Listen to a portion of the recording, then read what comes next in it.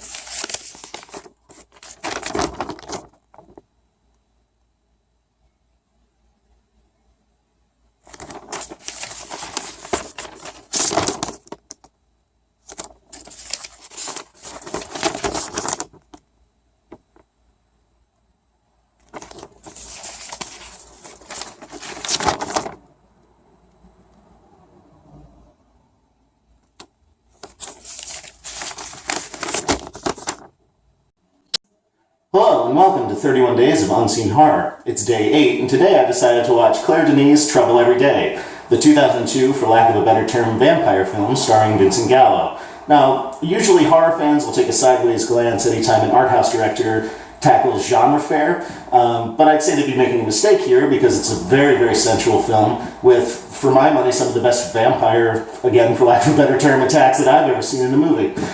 Very bloody, very strange, very surreal. Check it out, it's a lot of fun. Tune in tomorrow when I'll be watching a John Carpenter film. Until then, thank you for watching and happy Halloween.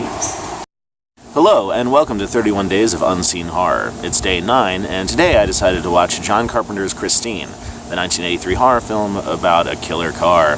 Now, I love John Carpenter. I've seen most of his movies. There's only a couple I haven't seen. And I gotta say,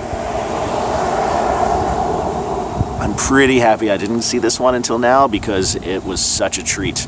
It's John Carpenter fully in possession of his powers as a director. It's like pure Carpenter extract, with a lot of Hitchcock love on display, and Harry Dean Stanton.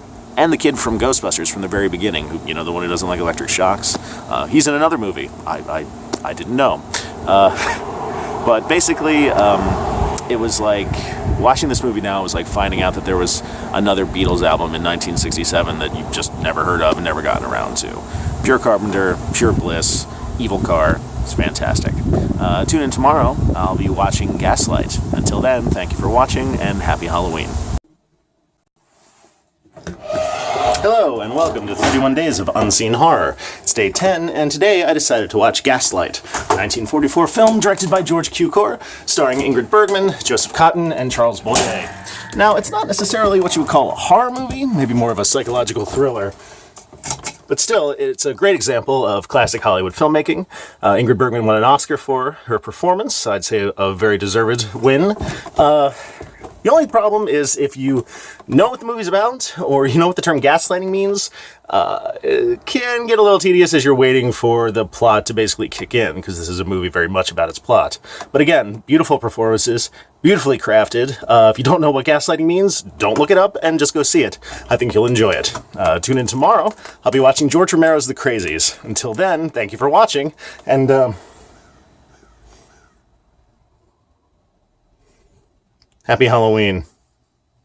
Hello, and welcome to 31 Days of Unseen Horror. It's day 11, and today I decided to watch the 1973 film The Crazies, directed by George Romero, about a virus outbreak in a small town that causes the infected to go crazy. I definitely enjoyed this movie. I think it's a great companion piece to his Night of the Living Dead. It shows the military response to the crisis, all the squabbling that goes on at all the different levels. And as Romero said about his movies, he doesn't make movies about monsters or zombies. He makes movies about people and their conflicts. And that's, I'd say, definitely very viscerally felt in this movie. It's as much an argument as it is an action movie. And it's also an interesting exploitation level response to the Vietnam War. It was released in 1973, and you can definitely get the sense of discontent from the filmmakers. Highly recommended if you love George A. Romero, and recommended if you just like movies. Tune in tomorrow. I'll be watching a new film. Until then, I'm going to use this ancient text to manifest a beast of great size and fury. Until then, thank you for watching, and happy Halloween. Hello, and welcome to 31 Days of Unseen Horror. It's day 12, and today I watched Shin Godzilla, also known as Godzilla Resurgence, the 29th installment in the long-running series of films produced by Toho Studios. And as a person who's seen the previous 28 installments, I gotta say that this movie was pretty fantastic. It takes a different approach than normal Godzilla films in that it concentrates very heavily on the bureaucracy involved in actually dealing with the creature, all the various committees and subcommittees, all the laws that they have to operate under, deals that they have to do in order to get things done. And those scenes in boardrooms and conference halls and things like that are shot in such a dramatic fashion and cut together so rapidly that when we get to the creature actually destroying the city, everything kind of calms down, which I found a really interesting approach. And so it's a unique entry in the series, but one that, as a longtime fan, I found very satisfying. Tune in tomorrow. I'll be watching something else. Until then, thank you for watching, and happy Halloween.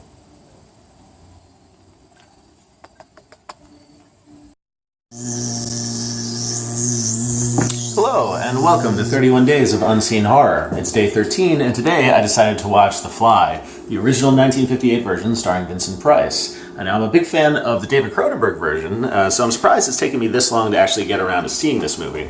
Now that I have, I'm pretty happy about it. I love the Technicolor look of the movie. I love the presentation, spending a lot of time with the family before the big reveal of The Fly, which comes in the last 20 minutes of the film, which actually, after seeing it thousands of times over the years, in clips and on various shows and things, I gotta say I was surprised. It actually had quite the impact. It tugs on the heartstrings, just like the David Cronenberg version, but not quite as depressing because you see a little man go, "Help me."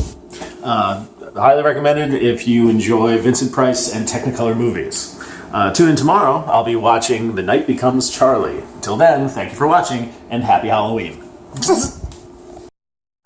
Hello, and welcome to 31 Days of Unseen Horror. It's day 14, and today I decided to watch The Night Brings Charlie, the 1990s slasher film about a crazy killer stalking a little town. Now, yesterday, I mistakenly called the movie The Night Becomes Charlie, and in retrospect, that title makes absolutely no sense. But that's okay, because this movie is completely forgettable, and you don't need to see it. If you've even heard of what a slasher movie is, you don't need to watch this movie. I found out about it based on one of those top 10 underappreciated or little-known horror gem type lists that you find online sometimes. I have to respectfully disagree with whoever put this on that list. So, don't worry about it. You don't need to see it. Look up clips online if you really want to, but you don't have to. Anyway, tune in tomorrow. I'll be watching an old movie. Until then, thank you for watching, and happy Halloween. Hello, and welcome to 31 Days of Unseen Horror. It's day 15, and today I decided to watch the 1957 film I Was a Teenage Werewolf, starring Michael Landon as a really, really angry juvenile delinquent who, by the machinations of an evil psychiatrist, regresses back into a werewolf. It's strangely similar to Altered States. If you've seen that movie. Definitely dumb, but I love the image of a werewolf in a Letterman's jacket from a pop culture standpoint. That's just fun. If you're going to watch it, I would definitely recommend watching the Mystery Science Theater 3000 version, because that's just going to...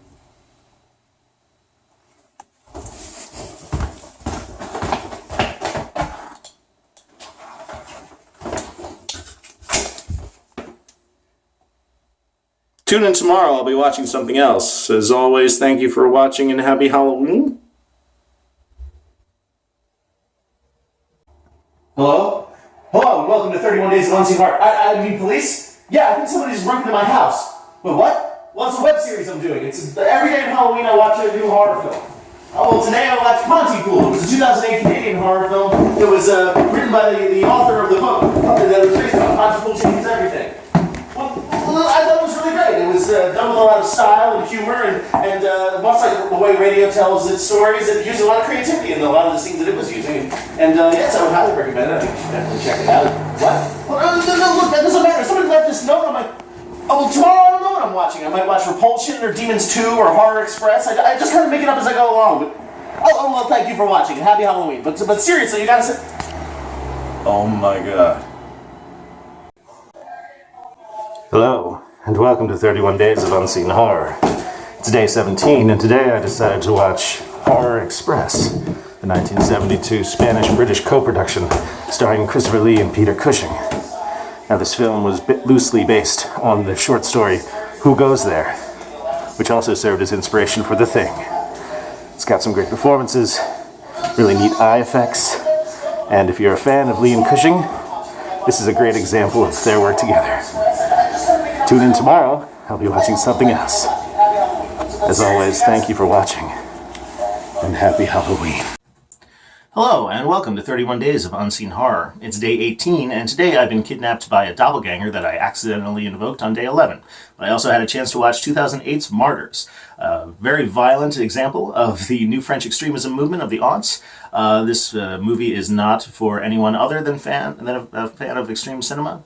The commitment of the performances by the two lead actresses is phenomenal, and the craft in place to support it is amazing.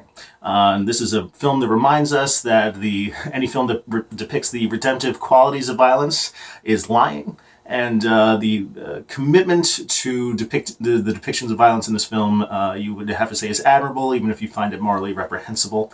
We need films like this to remind us that violence is despicable, and that's it. Tune in tomorrow. I'll be watching probably something a little lighter. Until then, thank you for watching, and happy Halloween.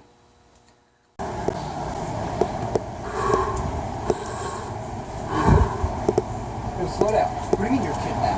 What happened? Where are you? Day 19 of what? 21 days of unseen horror. What are you talking about? Where are you? Demons 2? What? I don't understand. An over-the-top, boring thrill ride? I have no idea what you're talking about. Tomorrow you're watching Ghostwatch? That doesn't make any sense to me. Look, if you're in trouble, just stay exactly where you are. I'm going to get you now. Okay. Happy Halloween to you.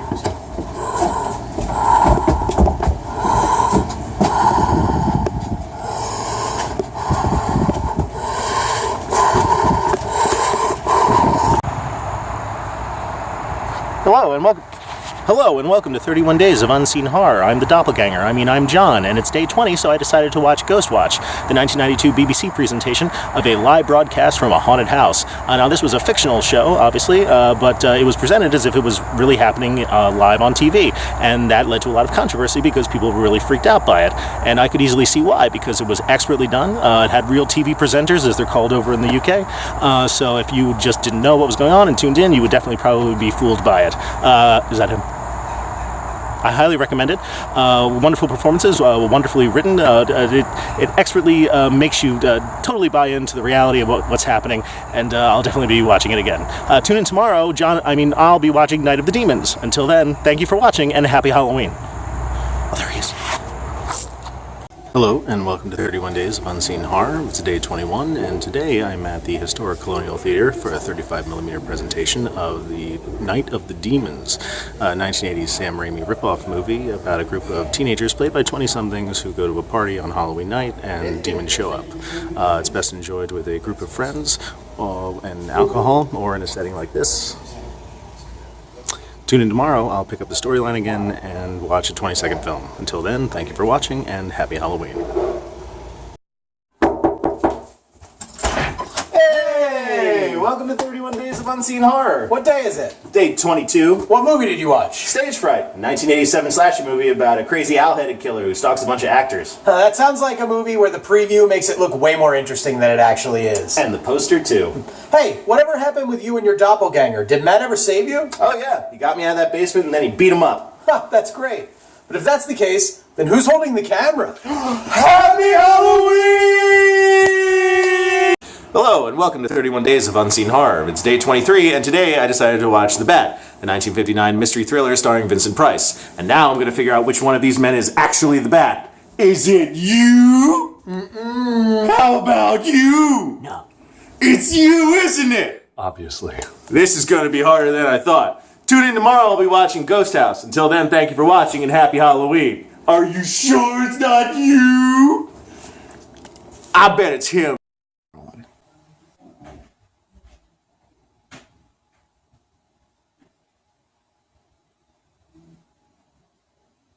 Hello, and welcome to 31 Days of Unseen Horror. It's day 24, and today I decided to watch Ghosthouse, the 1988 Umberto Lenzi film that is an unofficial sequel to Evil Dead 2. This will be the first in the Casa series, the unofficial series of Evil Dead ripoffs made in Italy. Now, Umberto Lenzi just delivers the goods as far as genre entertainment is concerned. If it's about ghosts, he gives you ghosts killing people. If it's about zombies, he gives you zombies killing people. And that's what's so great about Umberto Lenzi. Tune in tomorrow. I'll be watching something else. Until then, thank you for watching, and happy Halloween.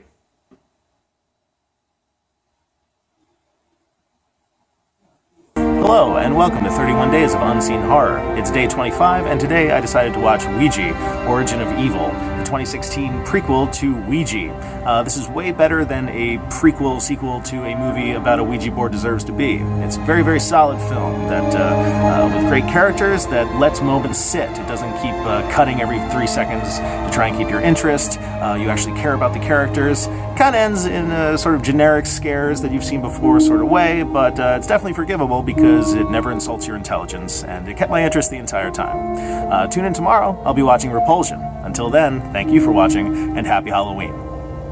Oh, and don't worry, no one else is in the theater. I was the only one in the theater with Matt, so I'm not bothering anyone.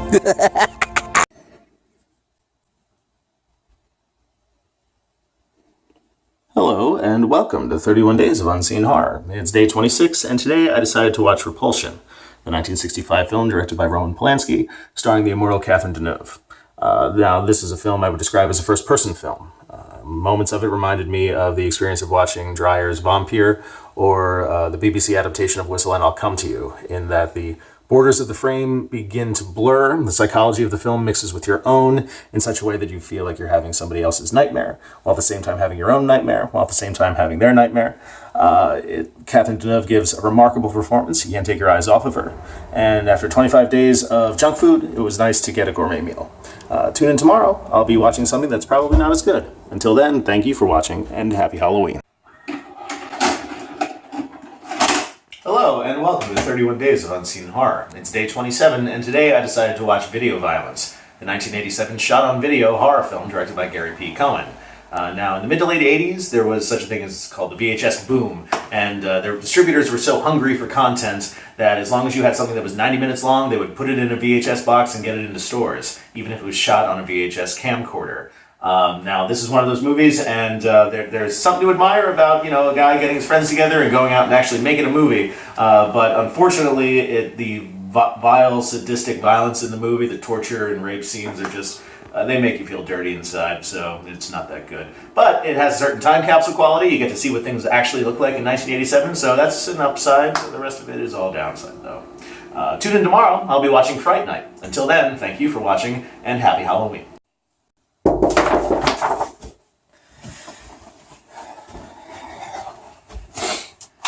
Hello, and welcome to 31 Days of Unseen Horror. It's day 28, and today I decided to watch Fright Night, the 1985 vampire movie starring Chris Sarandon and Roddy McDowall, written and directed by Tom Holland. Oh.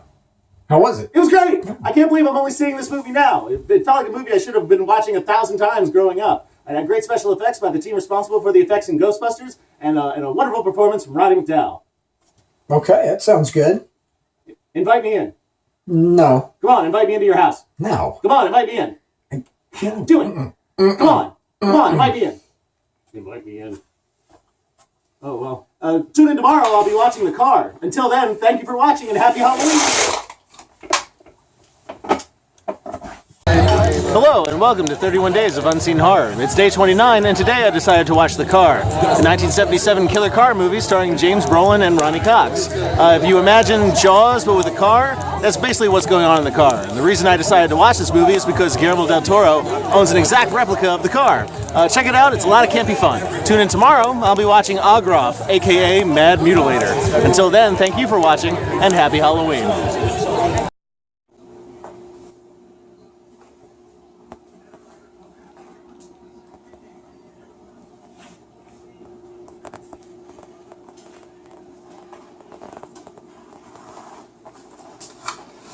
Hello, and welcome to 31 Days of Unseen Horror. It's day 30, and today I decided to watch Ogroff, aka Mad Mutilator, the 1983 French slasher film about Ogroff, who lives in the woods, and murders people, and cars, and eventually he gets a girlfriend, and then the zombies come.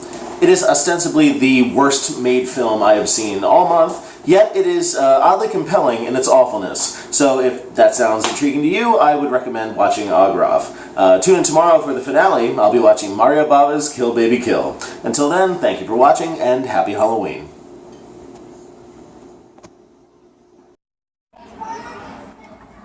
Hello, and welcome to 31 Days of Unseen Horror. It's Halloween, so today I decided to watch Mario Bava's Kill Baby Kill, except I forgot that I already saw Kill Baby Kill, so instead I watched Mario Bava's Lisa and the Devil. It's got all of Bava's trademarks, beautiful lighting, fantastic camera work, awesome set design, weird, nonsensical story, so if you love Bava, you'll probably love this movie too.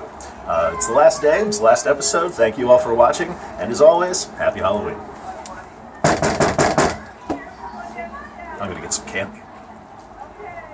I don't think they're home. Everybody knows what you can do. Man with X-ray eyes. You can see